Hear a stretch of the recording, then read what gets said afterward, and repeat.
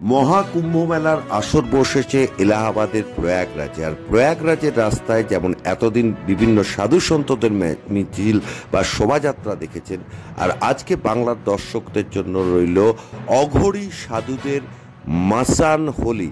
এই মুহূর্তে আপনাদেরকে দেখাচ্ছি যে খাস খবর ডিজিটালে অঘোরী সাধুদের মাসান হোলি।